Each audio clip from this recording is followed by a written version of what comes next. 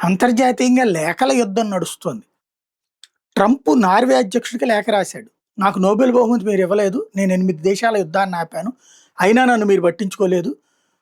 అట్లా నేను శాంతి కోసం తప్పిస్తుంటే మీరు పట్టించుకోలేదు కాబట్టి ఇక శాంతి అనేది వదిలేశాను. అంటే విచ్చలవిడిగా ప్రవర్తిస్తాను అని. ఏది గ్రీన్‌లాండ్‌ని ఆక్రమించుకునేటటువంటి వ్యవహారాలు వీటికి సంబంధించి. మరోవైపున ఫ్రాన్స్ అధ్యక్షుడికి ఒక లేఖ రాశాడాయన.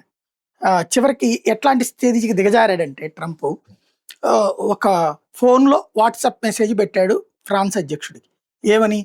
"అయ్యా నేను గ్రీన్‌లాండ్ లాక్కోబోతున్నాను. మీరు సహకరించాలి" అని జెప్పేసి.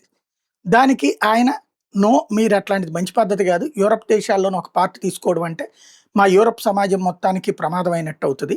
మిమ్మల్ని పెద్దన్నగా భావిస్తుంటే మీరు ఎట్లా" అన్నారు.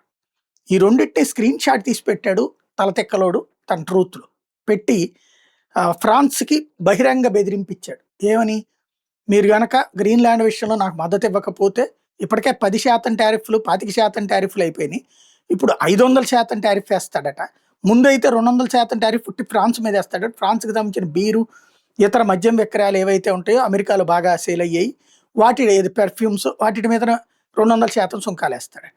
ఈ సందర్భంగా ఫ్రాన్స్ అధ్యక్షుడు మాక్రాన్ ట్రంప్‌కి ఒక లేఖ రాశాడు.